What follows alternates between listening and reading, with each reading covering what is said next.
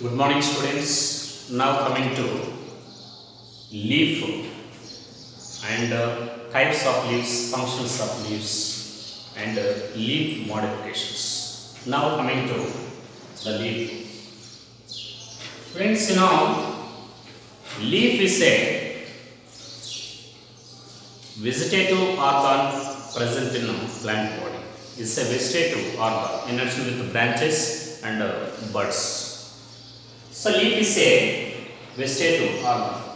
So this leaf is green flattened. Okay, green flattened lateral appendage that maintain photosynthesis. Such lateral appendage present in a shoot system is considered as the leaf. Okay. Generally, leaves arise at the nodes. Leaves arise at node. What is node? The part of the stem where the leaves are attached, where the leaves arise. They are considered as nodes. Okay.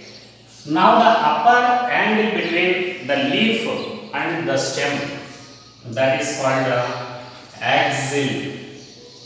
The buds present inside the axils of leaves, they are called axillary buds.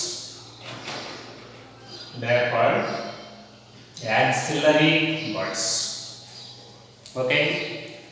So green flat lateral appendage that maintain photosynthesis is called leaf. General leaves arise at nodes.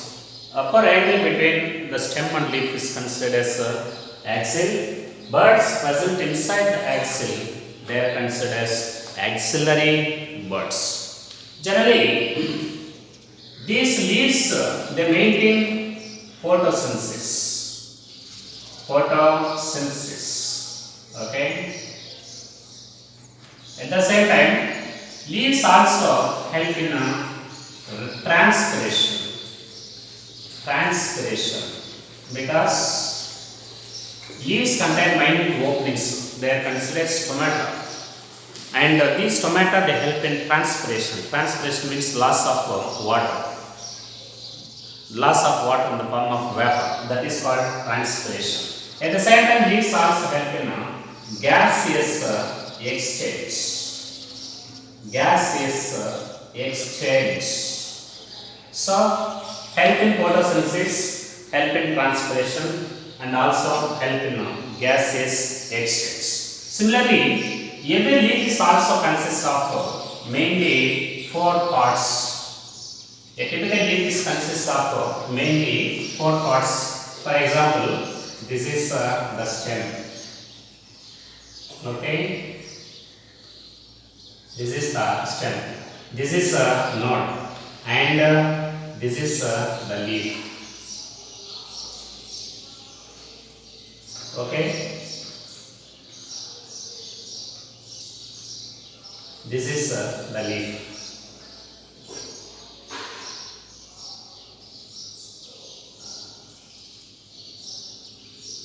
Okay, so a typical leaf is represented. For example, this is the stem, and this is node, and this is the leaf. So every leaf is represented by mainly 4 parts. One is leaf base. This is called leaf base, and this is considered as petiole. Stalk of the leaf is called petiole, and these are the stipules, and this is lamina. In this way, there are total 4 important parts in a leaf. One is leaf base, second one is petiole, third one leaf lamina, and fourth one stipules. In this way, there are total 4 important parts in a leaf. Now coming to one by one, that is leaf base. So the basal part of petiole, This is petiole. The base of the petiole at which the leaf is connected to the node. Base of petiole at which the leaf is connected to the node. That is considered as a leaf base. Generally, this leaf base, it is in case of grasses. In case of grasses, leaf base is sheathing leaf base is there. Sheathing leaf base. Monocots like rice, maize, any member belongs to family Poaceae, and also sugarcane. Leaf base is green, flattened and sheathing, and such sheathing leaf base it covers the stem either completely or incompletely. Such base is called sheathing leaf base.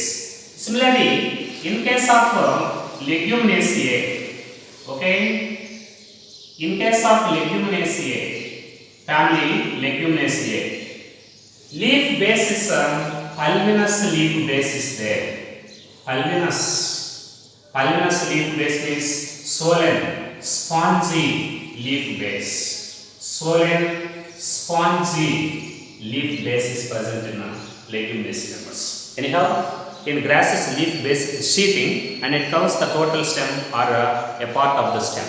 Similarly, in Leguminosae members, swollen, spongy leaf base is there. Swollen, spongy leaf base is there. Such base is considered as a pulvinous leaf base. Okay. Now coming to second one, stipules. Okay, stipules. The green, small green hair-like structures present at the base of a leaf. These small green hair-like structures present at the base of leaf, they are considered as stipules. Okay, leaf with stipules is called stipulate leaf. Stipulate. Without these stipules, exstipulate leaves. Stipulate and exstipulate leaves. But what is the importance of these stipules? Stipules, they covers the total leaf while it is present in bud condition. So that stipules are their protection in function. They protect the leaves. They are protection in the leaf. Their protection. But in many members, these stipules they fall off from the leaf at maturity. Stipules they fall off from the leaf. They are considered as deciduous. Okay, deciduous. But in some members may be permanently present attached with the fruit. Permanent sepals they are considered as persistent. Permanent stipules are called persistent stipules. Persistent stipules. Maybe ephemeral. Ephemeral means short-lived. Maybe permanent. Okay. Now coming to another point. This is petiole. Petiole. So this is stalk of the flower.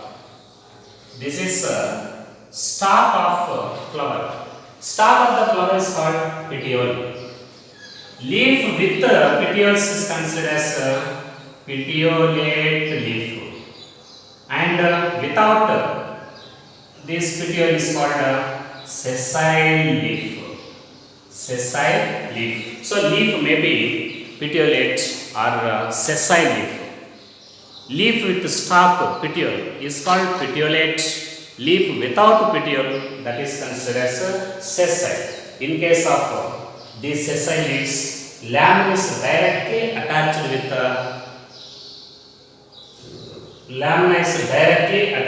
the stem without petiole. That is called sessile leaf. Similarly, these petioles they play very significant role in conduction of water and minerals. Conduction of water and minerals between the stem and the leaf lamina.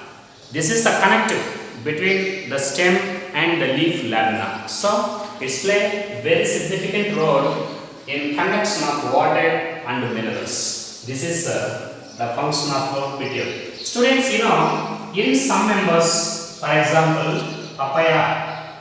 Okay. Long, flexible, tube-like petioles are there. Okay. Long, flexible, tube-like petioles are present in the papaya. These petioles, they are elongated petioles. Similarly, these petioles, it exposes the leaf to proper wind. It is also floated in wind, and it exposes the leaf lamina to the fresh air, thereby cooling the leaf surface. So, flexible petioles make the leaf floater to wind and expose it to fresh wind, thereby cooling the leaf surface. Now coming to the next one, this is lamina. This is also called leaf blade. This is the most important. For example, this is expanded part. Expanded part of the leaf is called leaf lamina, also called leaf blade. Okay. Similarly, this leaf blade, it is responsible for many biochemical functions. Biochemical functions takes place inside the leaf. It contains minute openings called stomata, thus it helps in not only gases exchange and also help in transpiration, loss of water into the atmosphere. And here, this leaf lamina is represented by centrally located prominent larger vein. This is called mid vein or mid rib. This is called mid rib. So this mid rib is also divided into lateral veins. Divided into number of lateral veins. Now these lateral veins are also divided and redivide to form a network of veins inside the lamina. So the mode of arrangement of veins.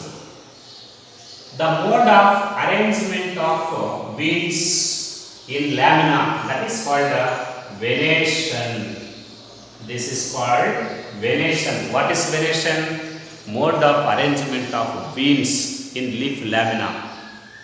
Veins are nothing but they are vascular connections established inside the leaf lamina. Nothing but vascular connections, they help in the conduction of water, minerals and food materials between the leaf lamina and also the stem. So, the arrangement of veins is called venation. This venation in angiosperms is of two types. In case of dicots, reticulate venation is there. Reticulate venation.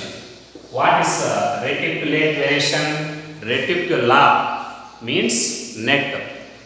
Okay, here central prominent midrib is there, like this leaf, and this is midrib, and then it is divided into number of lateral veins. Now lateral veins are also divided and redivide continuously, repeatedly to form a network of veins inside the lamina. That is considered as reticulate venation. Is commonly found in dicotyledonous plants. However, some of the monocotyledonous plants, exceptionally, they also contain reticulate venation. Very, very important. Which plants in monocots contain reticulate venation? One is dicots, diasporia and smilax.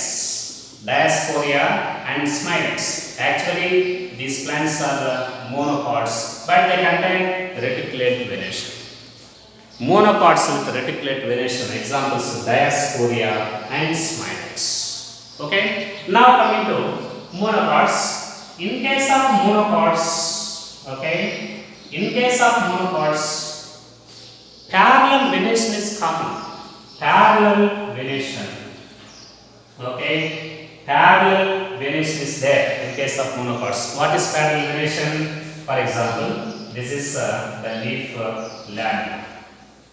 Okay, centrally located midrib is there. This is centrally located midrib. Then it produces number of lateral veins like this. So only lateral veins and midrib is there. Midrib it produces number of lateral veins. Now these lateral veins they run from midrib to the margin of leaf without forming network. All the veins are parallelly run through the midrib. From all the veins are run parallelly through the leaf lamina from midrib to the margin without forming the network. Such type of venation is considered as a parallel venation. Okay. Similarly, most of the monoparts they contain parallel venation. However, some parallel venation is also present exceptionally in some dicots. Example, Eryngium and Carlophyllum. Eryngium and Carlophyllum. Actually, these are dicots. Okay, they are dicots. But what type of venation is common in dicots? That is reticulate venation. But what type of venation is present in these dicots? Instead of reticulate venation, parallel venation is also present in some dicots like Eryngium and Carlophyllum. So, monoparts with reticulate venation, Diasporia smilax. Dicots with parallel venation, this is Eryngium and Carlophyllum. So leaf is represented by total 4 parts.